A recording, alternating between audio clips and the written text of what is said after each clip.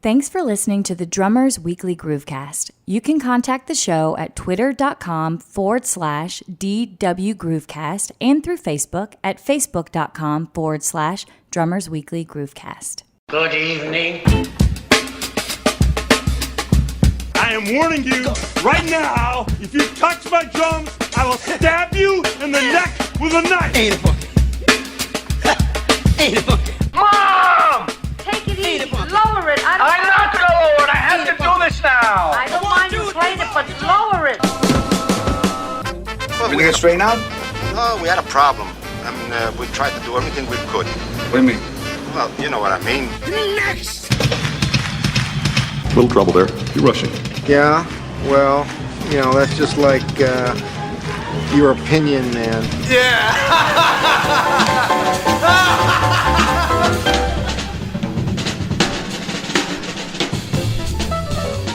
And a good time was had by all. Man, I think that's an understatement.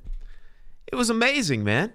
Absolutely amazing. And for those of you who are a little bit unaware of what we're talking about, you're shaking your head, go over to our Facebook page, Drummers Weekly Groovecast, facebook.com/Drummers Weekly Groovecast, and look at the pictures, look at the captions, look at all the stuff from the first annual, or not first annual, what am I saying? It's the first of many tribute shows, which happened this past week, and it was the tribute to the great Jeff Porcaro. Amazing. It was beyond my wildest expectations on every level. Besides the fact that, you know, the musicians who I can't thank enough came and just brought the fire. We had some friends of ours on the technical side of things that just kept things moving, making it sound great, and keeping things happy, keeping people happy. The venue, Sean Keenan in the Vista Room, accommodated us to no end. As you know, you were back there partaking in the green room festivities. Mm-hmm. Just nothing was left to be desired. And man, the turnout. I thank you for everybody showing up. I was blown away and surprised. Apparently, you weren't.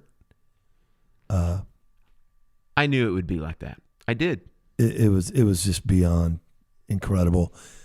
And you know, the spirit in that room was everything I'd hoped for, because this wasn't about drummers blowing it up and putting on a clinic. This is about coming together and, you know, everybody, musicians and especially drummers, coming together and having some fellowship. And we did it. You know, I'm repeating myself about that, but that's what it's all about to me, and what meant the most to me is that was accomplished. And I want to thank everybody for coming with that spirit and that, you know, openness and the absolute most supportive and incredible energy musicians could ask for as far as performing. It's great. I would be remiss in not thanking some great people and companies that brought it to another level with some product that we were able to give away, and it was super cool. Our amazing partner sitting across the table from me, Phil Smith, was able to procure some swag, if you will, from Regal Tip, a brick of Jeff Porcaro's signature sticks, and a super cool t-shirt. And I know the winner of that was ecstatic. That's a real cool, and talk about a personal connection to the show. It was awesome. Very awesome. Yeah. Our friend Brian Stevens has a company called Session Ace that, besides having some in-ears, has some other musician-centric gear like flashlights and wallets, and he brought a truckload of that stuff. Can't thank him enough for that. People were really excited about those products. And then, of course, the star of the evening, Lil John Roberts, graciously brought a brick of his Stevie Wonder Songs in the Key of Life tour sticks. Mm-hmm. Not a pair. A brick. Yeah, 12 pairs. And somebody won those, which was cool, and behind the scenes, John was incredibly gracious in that a couple young drummers I brought back there to just kind of meet everybody, and especially John, and he brought heads to sign for those kids, and they were just like, wow, what, so some magic behind the scenes and some magic with the help of some of these companies that I can't thank enough. Phil, especially you, man, making that happen. Thank you. Shoot, man. It was awesome. Absolutely. We're going to do it again and again and again. We will definitely be doing that. If this little grassroots thing that kind of turned into something far beyond that, if there's any indication of the future, it's going to be unbelievable. This thing is going to turn into an unwieldy beast. Yeah, I think so. We have. You can actually come and witness this. Our next show is going to be Monday, April 9th, again at the Vista Room. Thank you, Sean. And it's going to be a love fest to the incomparable Steve Gadd. And the lineup will be announced soon, and it's going to blow your mind. I already know. Yeah, some incredible things are happening in my little thank you to my drum heroes, which I thought that was all it was going to be. And then I guilt all my friends in town to show up, and I think it's going to become something that's way beyond that, and it's very exciting. Just trying to stay in front of it's going to be my job. Yeah.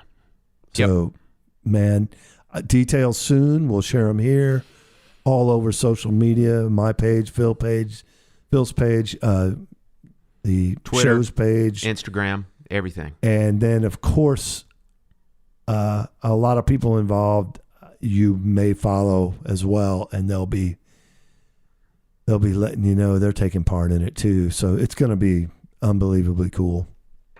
And again, thank you for everybody who came, who participated, who gave of themselves in ways that I never dreamed. It was just selfless and amazing show of love and unity, and that's what it's all about, man.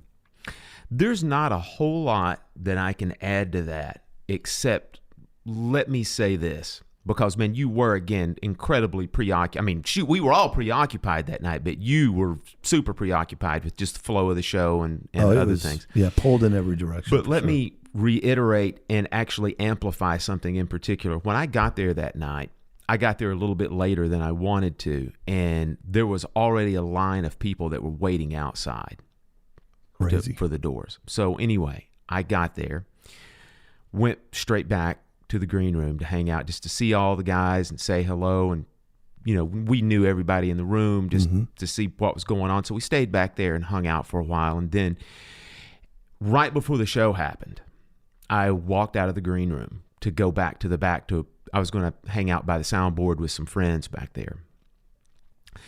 It literally took me 20 minutes to go from the green room to the back, because it was like a scene from freaking Goodfellas, man. of just, I couldn't go from one table to another without somebody stopping and going, hey, man, good to see you. Because not only the fellowship, but you get into that thing also of us as drummers that a lot of times, unless we intentionally set up these drum hangs, we never see each other on the same gig, because we're not playing with the Allman Brothers, or right? the Or the Grateful Doobie Dead. Brothers or something, right? Okay. Doobie Brother, right? Yeah. So it was one of those things that I walked out of the green room, and immediately standing there on the left is somebody. Hey, man, how you doing? Listen to the show. Great to see you. Walk another 5 feet. Oh, man, how you doing? Blah, blah, blah. It was the vibe in that room not only was electric, but, man, it was just so warm. Incredible. And so welcoming that it was just, It was amazing. And that, I think, is the thing that I want to impress upon everyone, is that make sure you come out to this next one and the ones that are going to be generated after that and see what I'm talking about. You're gonna want it to be more often than it will be. Yeah. I will say, kind of piggybacking Phil's sentiment about the vibe, man, when I sat down to play, within 10 feet of me were 10 world-class drummers. Mm-hmm. And within 10 feet of them all the way back, there were. And then most of my favorite musicians in town otherwise and all that. And under those circumstances, man, I can be guilty of psyching myself out. And it was just like there was a vibe in that room. We joked earlier about the arm crossers, and I was going to go out after I was done playing, and anybody had their arms crossed, I was just like, get out of here. And nobody had their arms crossed. No arm crossers, man. And, it also, that reminds me of wanting to say that as I moved from table to table and, did the glad hand with everybody that was there, half the tables were other musicians, not necessarily drummers, man. Right. You know that I sat down and at a table where there was a world-class piano player, world-class guitarist, world-class bassists, all over the room. It was incredible. It's going to get better, you guys. This April 9th show will absolutely blow your mind. So I know some of you are on the other side of the world and all that, but the spirit, intention, and the brotherhood and fraternity of this show,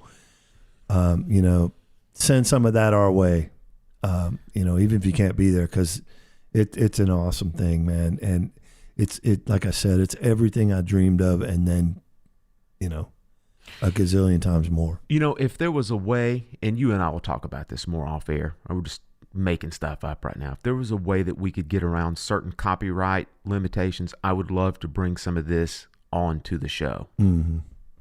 I don't know, that there might be a way around that, but we could put some links to some videos. That's true. There's a couple local legends, if you will, that were there documenting in great detail the things that happened. So maybe when we're done with the show, we'll put some links up to the performances, and there's at least 7 or 8 that are really, really, really capture the vibe of it. I don't think that'll be that hard. I think we can get that done, put it in the show notes. Oh, yeah. No doubt. Yeah. Sounds good. Well, now that we have gushed for the first 10 minutes of the show, I want to blow your mind, and I'm talking to John sitting across the table. And it may not surprise the other listeners, because one of the things that we've talked about even from the get-go is, aside from our topic-based shows and our interviews, we want to talk gear from time to time. And we've always promised you guys, we're going to do gear shows and blah, blah, blah, right? John, would you care to wager how long it's been since we did our last gear show? And think in terms of episodes, and I will go ahead and tell you, I will go ahead and give you this information. The last gear show that we did was a hi-hat show. Mm-hmm. And I will go ahead and tell you that this upcoming episode that we're going to publish is going to be episode 86. So would you like to guess how long ago it's been since we did the hi-hat show? Because it doesn't seem like it's been that long, does it? 20 some odd shows. 20 shows ago. Episode 66. Is it September? Somewhere you have to go back to that, yeah. I'm not going to go back to that. But yeah, it's been... Figure it out, man. 20. Come on. I kind of wanted to do that thing to where maybe like every 8 to 10 shows we would do one, but we got kind of busy. This show has a mind of its own, and we just Yeah. have to kind of deal with it. So it's been 20 It's episodes. like being married. Not to you, but to the show. It's just going to do what it wants. It just kind of flails in these different directions from time to time. My wife's like, yeah, right. Do whatever you want. Like laundry, because that's what I want to do. Redo the kitchen. Shut your pie hole, John, and talk about drums. So what we thought we'd do today is start talking about pedals, because that's one of those instruments and one of those pieces of our kit that is arguably as personal or maybe even more personal than, say, snare drums. Because if you think about it, anytime that we do a gig, whether it be a live gig or a session gig where backline is provided, how many times do we either do this or know people that go, man, I'm bringing my pedal. I'm bringing my pedal. It just feels better, and I don't know what I'm going to get with somebody else's gear. So they bring a bass drum pedal, or we bring a bass drum pedal. So it's obviously something that we feel very strongly about. Mm-hmm. And what I thought we would do today is we would talk about our personal favorites. I know we've each got a few that we want to talk about. And then equally as important, let's talk about a couple of peripheral items that go around that bass drum choice, such as beaters that we like to use. And then also what I'm going to say is the most important aspect of it is setting up a pedal to where it plays the way that we want to play it. Because I would be willing to bet you that of all the students that I have, if they bring me something that they're unhappy with, above tuning, above cymbals, it's a bass drum pedal that's set up incorrectly or that doesn't feel right. Yeah, that makes sense. Yeah. John, what's your first pedal that you want to talk about today? My everyday that I've had for over 10 years, and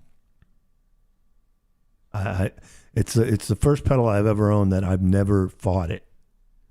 You know, I had pedals where I felt pretty good for a while, and then all of a sudden it's like, man, I feel like I can't execute something even simple, you know, a 16th to a quarter note kind of thing or whatever.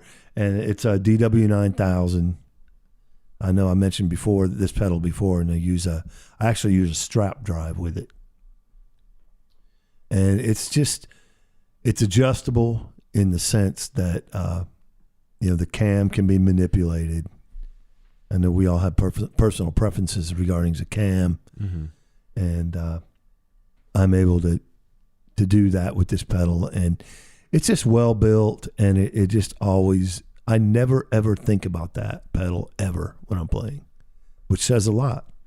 I have a lot of neurosis surrounding my playing, and it rarely is my right foot. One thing you mentioned to me a long time ago that was kind of the acid test for your bass drum pedals. Mm-hmm. You were talking about being able to play 2 16th notes close together. Yep. And that's kind of the make or break for you in the way that a pedal feels. And that pedal in particular, you said was the magic pedal. Never fought it. What, when you say fight it, is it more of like a spring tensioning thing, or is it more more like where the footboard is set up? I think it's a combination of things. I think just the quality of pedals are better.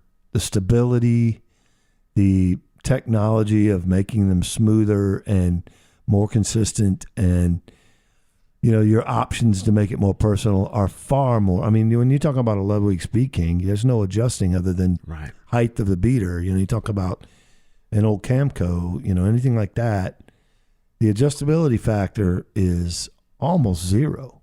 Mm-hmm. So I think that's a big part of it. A modern, well-made, high-end pedal, it just gives you a whole bunch of leeway to find that magic. So maybe some of the pedals I had in the past were like, you know, not as elaborate or as well made or as well thought out. So it ends up being a battle, or maybe I just drank too much. I don't know. Monday night. I haven't thought about it. My first pedal that I want to talk about. I only drank out of obligation Monday night. Peer pressure or? No, gifts. My first pedal is, I'm going to call it maybe the precursor to the 9000.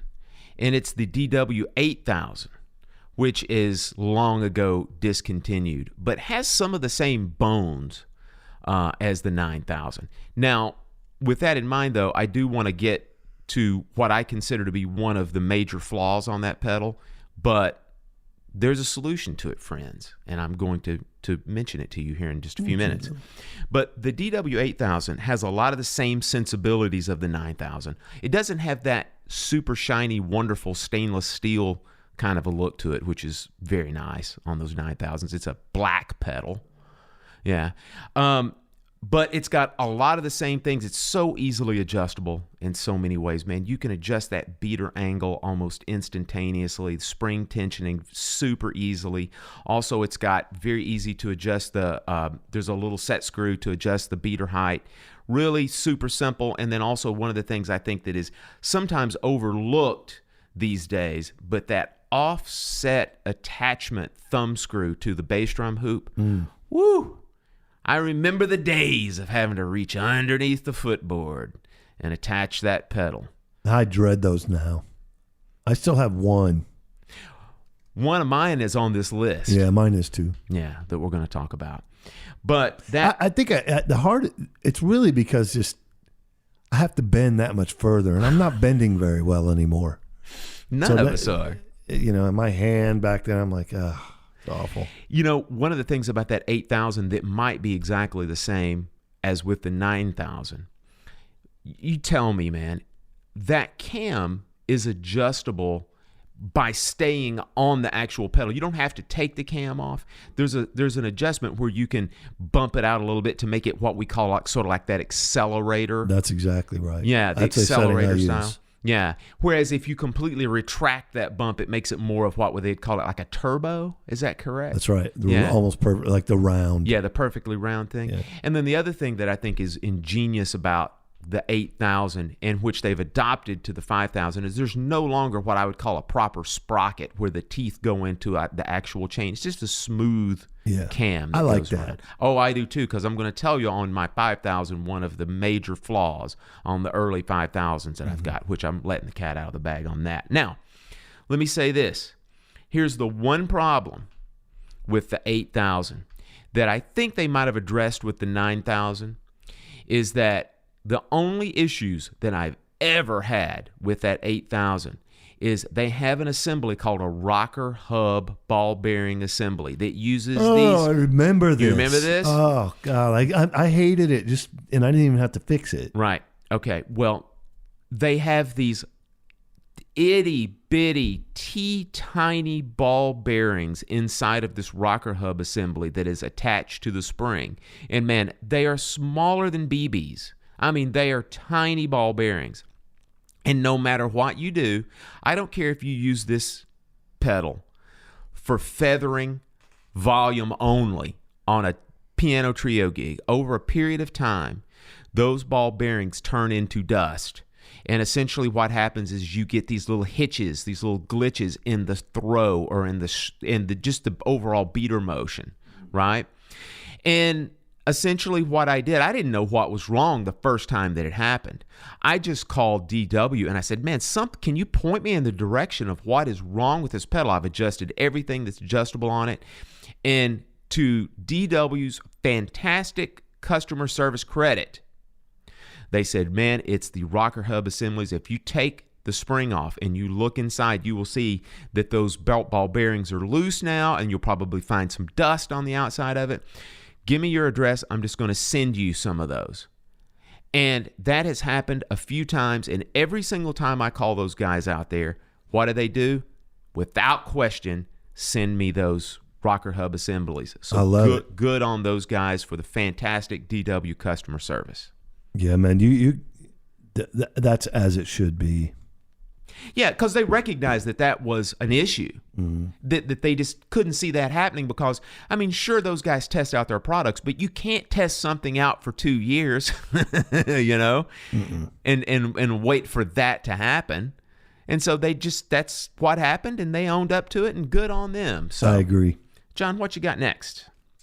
My other pedal that I don't fight a whole lot and enjoy using, and I actually used it the other night because some people preferred it, is a Pearl Eliminator. It's got your, snap-in cam adjustments. There's different options for that. More than the average pedal for sure. Like there's 4, I think. I again settled on more of that Eliminator type thing. And when we talk about that Eliminator type setting with the protruded, front bump, if you will. The advantage for me is I don't have a real heavy foot. You know, for a long time, I didn't have anything behind it. I was like skinny as a rail, and just I never have had a heavy foot. It's unnatural for me to kick a kick drum really hard and play like I play, which is I'm certainly not light-handed, but I'm not, you know, just blowing it out either, you know. So there's a balance in my body that, you know, I'm playing at a comfortable volume, but I can't like turn it on in my right foot and give it all kind of, it just becomes this imbalance to me. It's unnatural. And the nice thing about the accelerator setting, as we call it, just because it's kind of a universal setting at this point, is there's a throw near the end of the stroke. It gives you a little oomph that you wouldn't have on your traditional turbo round settings. It's more than just a, but there is literally a little throw at the end of that stroke, and it really helps it. If you're not a heavy-footed player, it makes a little bit of a difference. I'm even a little heavier footed than you, and I like that. Yep.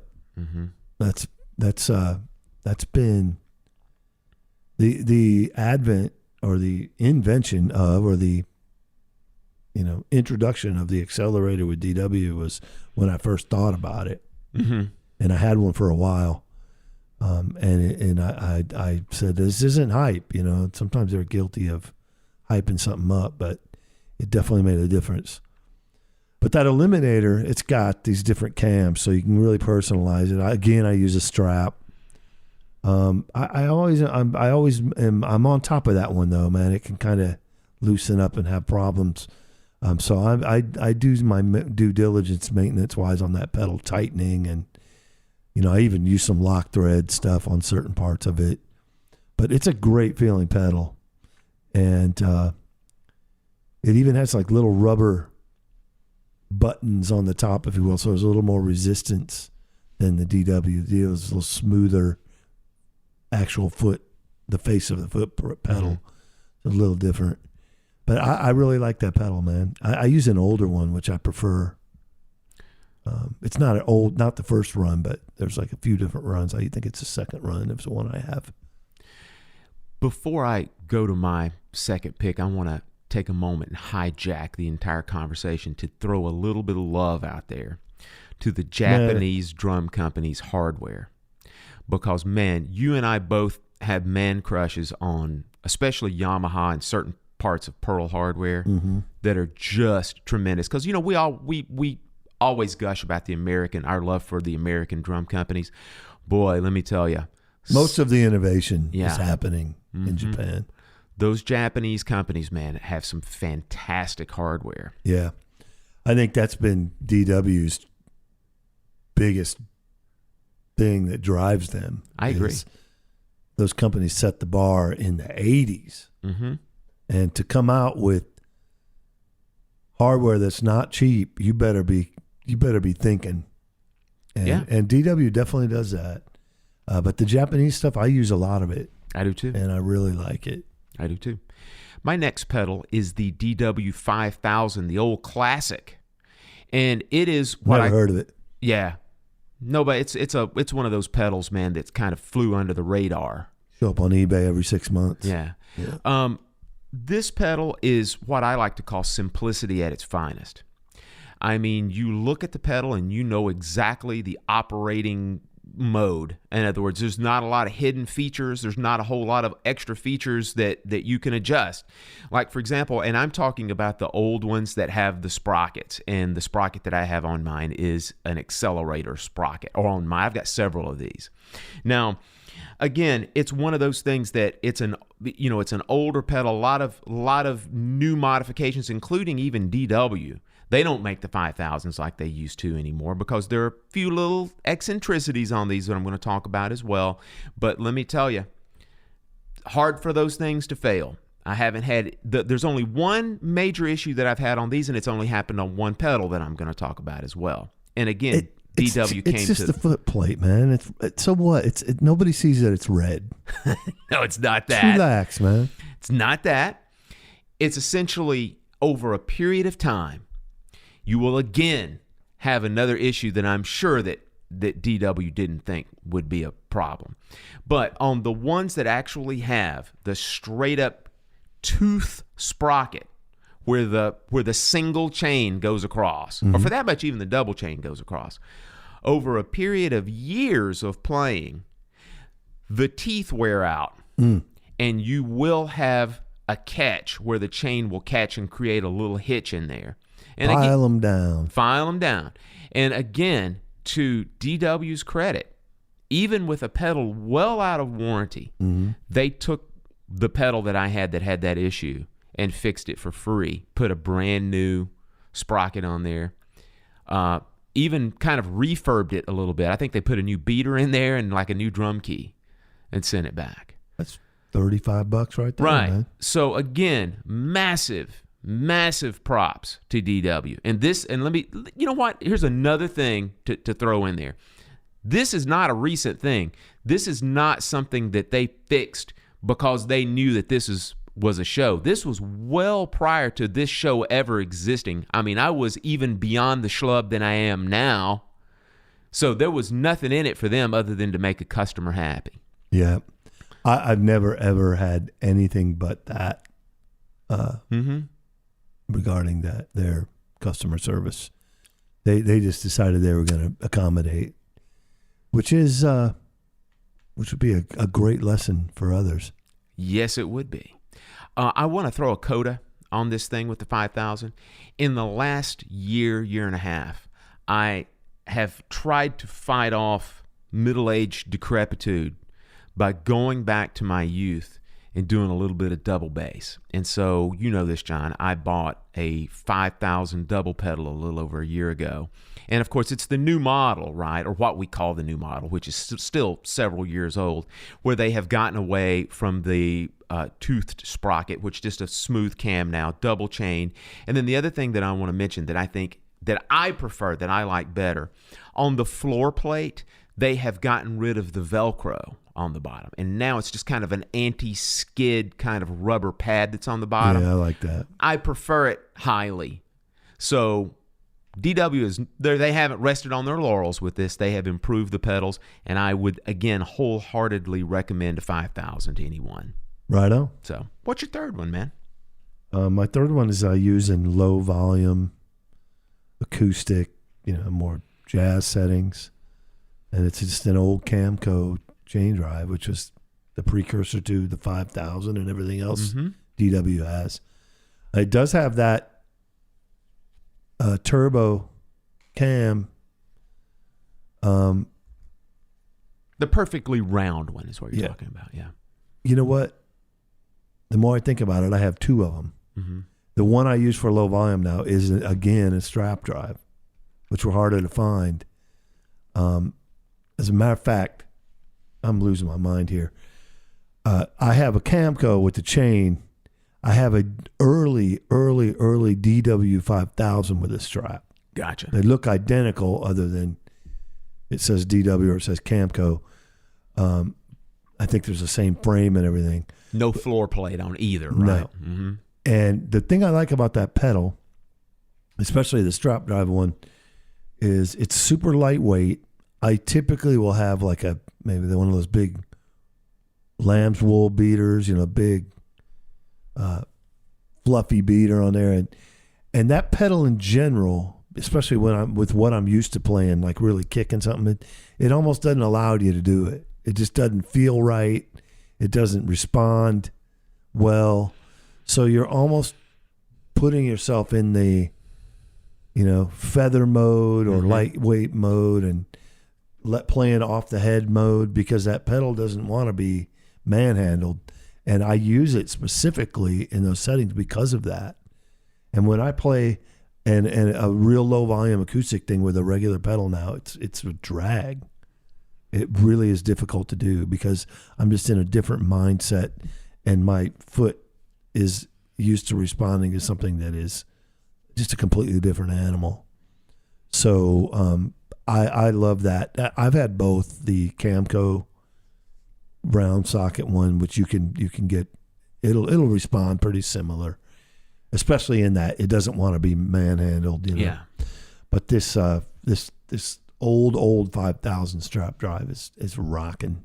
It's awesome. It makes you play like a finesse person who is concerned with other people on stage. I feel like I have one of those old Tama Camcos. Oh, yeah, I bet you do. Yeah, I'm sure you do. I think I do. It's somewhere in that mound of stuff that I have down in the studio. I have to dig through and look at it. You kind of got me inspired again. And you could probably dig up a strap cam too on eBay or something like that. I'm sure. Yeah. If you wanted to go that route. Right. Yeah. Well, the Tama Camco is the perfect segue for me to talk about my last pedal. Mm-hmm. And when I say this, all you guys that are going to laugh and snicker and ha ha ha, I'm going to back up all my points here. And I'm also going to say this, that I have it on fantastic authority that this pedal is being reissued by this company. And I'm going with the old school, now vintage from the mid 80s, Tama high beat pedal. What a loser. Okay. I'm going to go to the back of the room and cross my arms now. I need that like I need an Earth ride. Hey, wait a minute. I have that trademarked. That was that was a fantastic quote, by the way. I mean, that was what did that have to do with fantastic. That was the whole thing about the drummer standing in the back of the room with their arms crossed, that you need to see those people like you need a 21-inch Earth ride. I'm running my mouth so much I don't know what pertains to what. No, that was good stuff. That was a fantastic quote. So the Tama high beat, if you don't know exactly what that pedal is, I'm going to say one thing in description of it, and you will know instantly the pedal that I'm talking about. It's the pedal that Tama made back in the mid-'80s that they had the uber brilliant idea that, John, you should be worshiping them for this, to where they took the spring and attached it to the top of the frame to where the adjustment nut faces straight up. So all you have to do is barely lean over to grab that adjustment nut that will adjust the spring tensioning.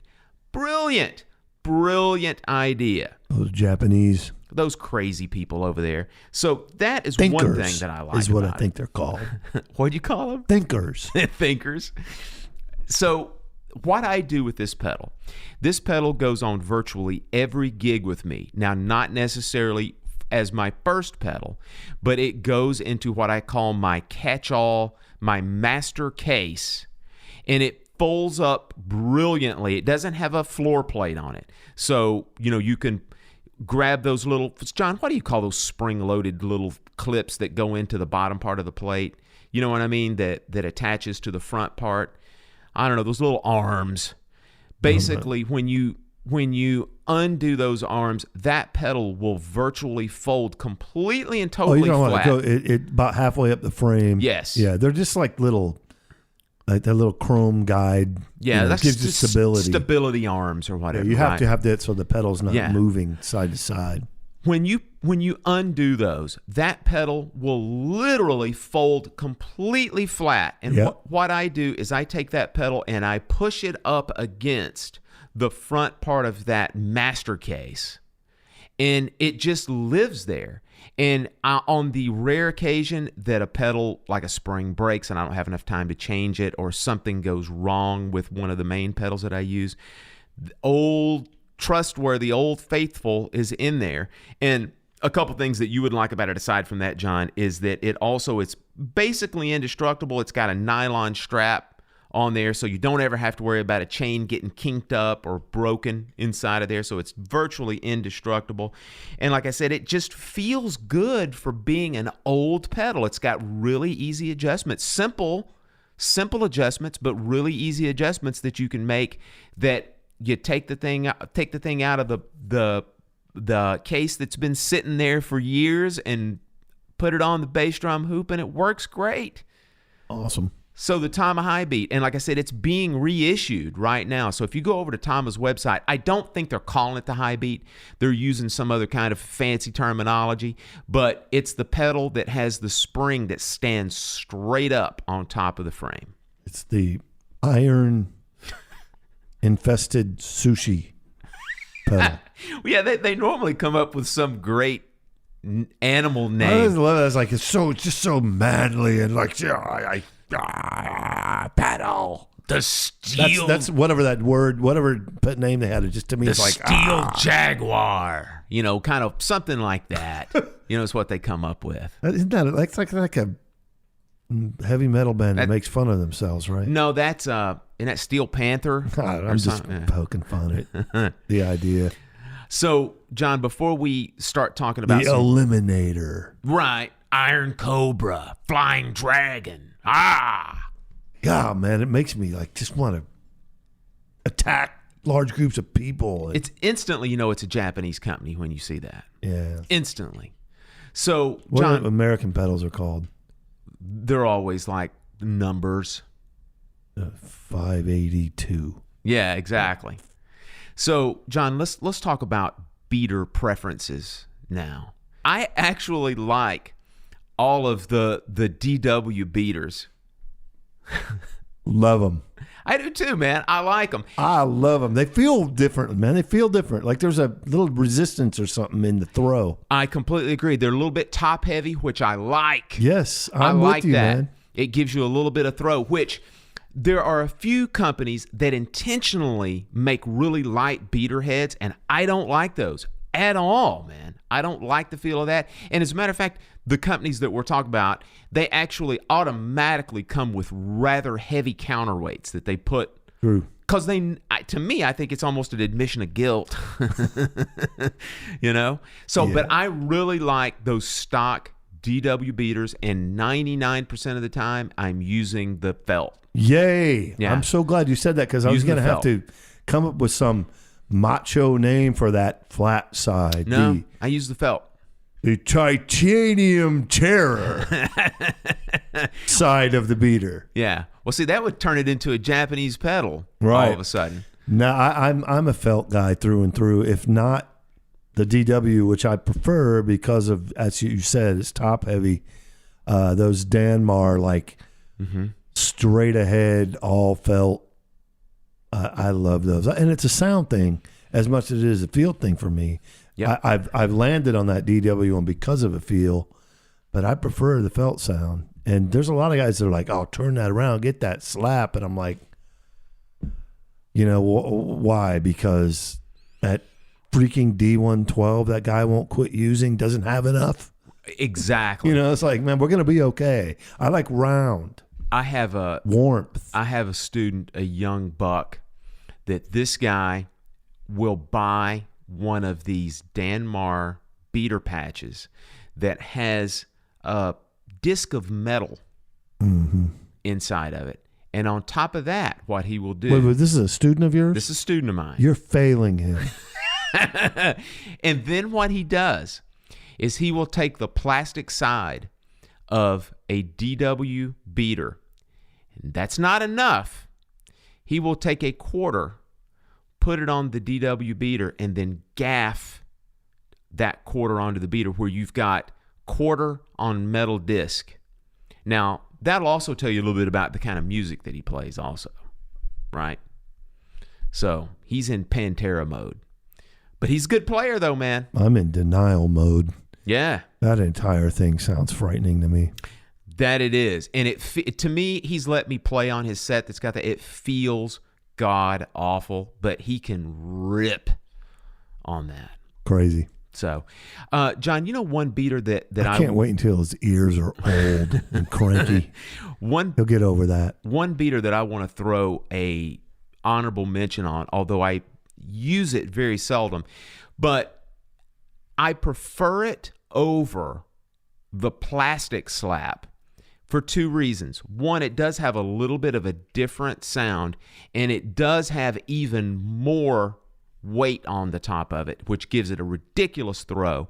I've got a wood beater that I will occasionally use every blue moon, and it's heavy. That's the one thing that I've got against it, but to me it sounds better than the plastic on the plastic.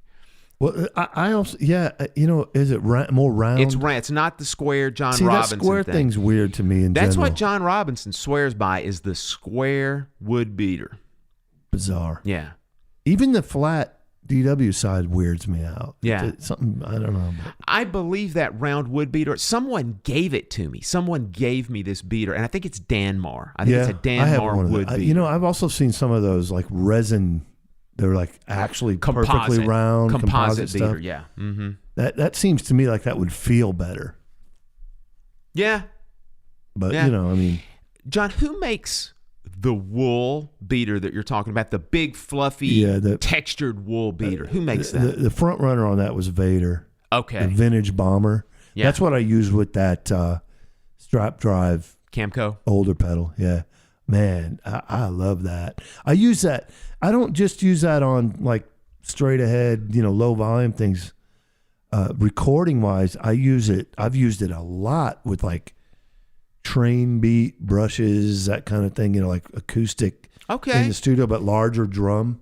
Yeah. Like, you're doing kind of a, 16th note train beat, but it's brushes or blastics. And there's something about that really staccato kick drum that doesn't work with that. Right. That vibe and that groove. It's just kind of like, oh, it was an afterthought and you just use brushes and you record it because your kit was set up. It's like, no. That wool beater especially gives it some thickness and some, in the placement of the actual note. Yeah. That really, really complements like brushes or blastics. So I could imagine that Jay Belrose would probably sign off on that. He may do that. I bet he uses a lot of that kind of thing. Yeah. In a quick fix you could use, I remember someone took my wool beater, my vintage bomber, and I was like, why did they take this? Whatever, of course, because they didn't want to spend $25. And I was in a pinch. I used when my boy was really young, I had 3 pairs of his little socks I threw on there on a regular beater, and it delivered what I needed it to deliver without taping something on there and worrying about it falling off. I just shoved 3 little socks on there. Wow, man, that's the old necessity's the mother of invention. You got to do it, man. When that producer's saying, I need something different, tell them to shut up. Well, there's some that I would tell them to shut up, but I know what you mean. Then again, they're not really producers. So yeah. That makes it a lot easier full of those guys. Tell them to shut up. John, let's talk about pedal setup. You'll never play on this bad scratch track recording again, sir. That you're already getting paid $50 for. I'm like, promise? Yeah. Yeah. That's another complaint for another day. John, let's talk about setup now, because overall, that's going to be the most important thing, regardless of the pedal that you use. Because man, you can have a DW 9000, and if it's set up to feel like crap, it doesn't matter if you spent $400 on the pedal. Man, I'm almost hesitant to say it, but I don't do a whole lot of adjustment. Well, I got lucky with that 9000, so I just keep it tight and happy. Well, I'll say this. One thing about also any DW pedal that I've acquired, a lot of times when they come out of the box, they're pretty good. Yeah, I think that's where it was with this one. Well, I'm just going to give a few tips, because this is what I find when people bring me pedals, because invariably the way that people end up bringing me pedals, or the reason they bring me pedals, is if they're playing on my kit, whether it's on a gig or if it's a student that's over here at my house in the studio and they're playing on my set and they go, man, your pedal feels good. When they bring me their pedal, a few of the problems that I see is this. One, the majority of the time, there's a little bit of twisted, weird thinking that people will think that a pedal will feel better and will all of a sudden respond faster if you've got a really short distance between the beater ball and the batter head, which creates a really short, weird stroke. And what I tell everybody is this. I said, that's a little bit of weird thinking, because they'll then gank up the pedal spring really super tightly so that it'll bounce off real quick, right? Mm-hmm. So you've got a really short throw and a really strong, really highly tensioned spring. What that's like is me telling you to play like double forte strokes on a snare drum, but you can't get the stick any more than about 3 inches off the head. Oh, that's so classical school crap. Yeah, I can't get with that. So first thing that I'll do is I will lay that beater ball back a fair amount. And it's hard to describe. Now, it's not, of course, parallel to the floor laying back. But if you were going to do the floor to like the actual distance that beater ball is back, I would say that that angle is probably going to be somewhere, I would say about a 60-degree angle is what it would make. So it's leaning back a fair amount, okay? And then the other thing is this, is make sure that your beater ball length where it's going to hit as far as like on the in the center of a bass drum, on a 22, the length of that beater will nearly be in the center, if not in the center, which means that when I play a straight ahead gig on an 18, that beater ball hits above center. And I don't change that at all. Sound too. It is. So lengthen the length of your beater and make that thing lay back a little bit. You're going to get a nice stroke. You're going to get a nice slap. You're going to get a little bit of that ergonomic energy of that thing, that beater ball moving forward. And it just feels much, much better than having that real short stroke with a highly tensioned spring and then having a short beater to where it just barely hits underneath center of the drum. So if you'll experiment with that, if you're feeling a little bit weird with your bass drum pedal, I think that it will end up curing some of the ills. Of course, everybody's different, but that's my 2 cents on it. I'm sure whatever you said was spot on. And that's the best nap I've had in a while. Thank you. John, I joke, but I don't think about it a whole lot. Maybe I should be a little more mindful of it. Well, I think the only reason if it feels good, I'm not gonna adjust anything. Right. Well, but what I'm saying if you're having a problem, then don't fall asleep when Phil's talking. I've played on a bunch of your drum sets and a bunch of your pedals, and they feel like the way that I set my pedals up. So that's why you don't have that issue. However, I will guarantee you that if you went to sit in at a gig and the pedal was set up in the way that I first mentioned, you would have issues with it. And so that's all I've had saying. a couple backline pedals that were real tight, and it was like, I stress out the rest of the day, even if I adjust it where it feels good. Right. It's like, what's going to happen? Yeah. I'm going to get asked to play some song with a pattern that's challenging, and there goes those back-to-back 16ths. Yeah, man, I'm just into the simple thing, man. It's all about vibe, man. I don't need to play that. That's where you pull out that kind of crap. That psychological warfare. Psychological street cred. Street cred. Yeah, man, I'm just all about vibe, man. I don't have to play that pattern right. So in harmony with it took 20 episodes to do another gear show, something that we haven't done in weeks and weeks and weeks also, let's do a gear recommendation. Now, we've already done, of course, some gear when we're talking about the pedals, but you and I are going to do something a little bit different and not recommend necessarily hardware on this. So we got a couple recommendations for you guys to go out and check out. John, you want to go first or you want me to hit it? Go ahead. All right. Now, this recommendation that I'm going to make is the first time that we've made this style of recommendation on the show. And it came to me because I recently put together a new recording computer to do some more tracks and whatnot. And it hit me that some of the different videos, some of the different sessions that I've done, I've used this software and had tremendous success with it.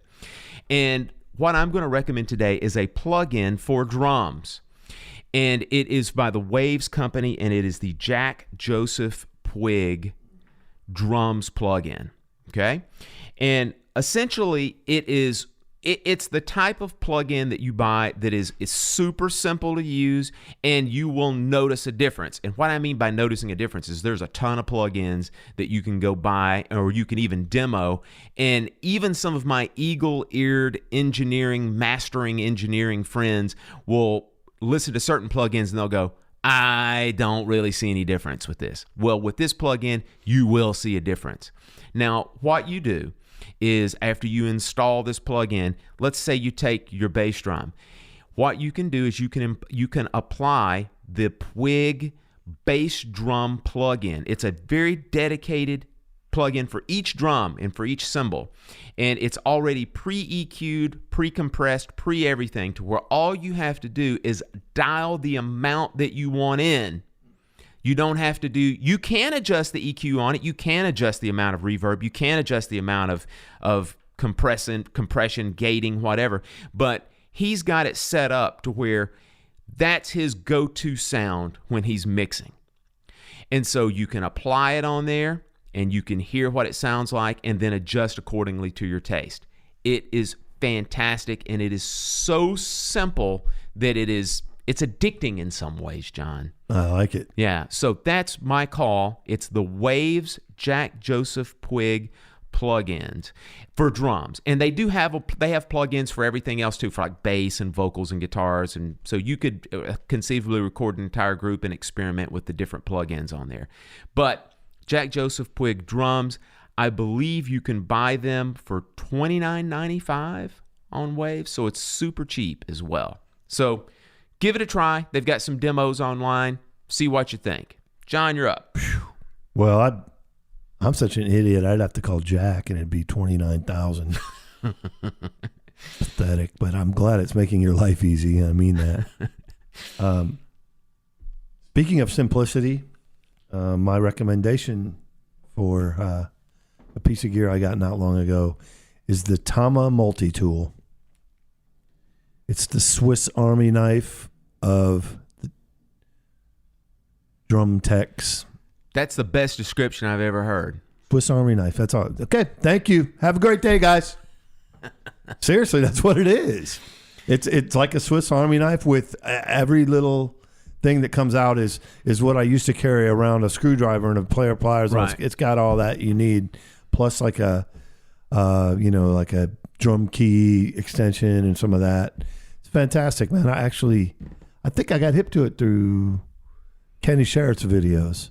He's a drum tech that does a lot of online videos. Works with our dear friend John Roberts. Mr. Roberts. Does it have a spoon and a fork on it? Corkscrew? No, but if they made it in the 80s, it would have a tiny spoon, probably.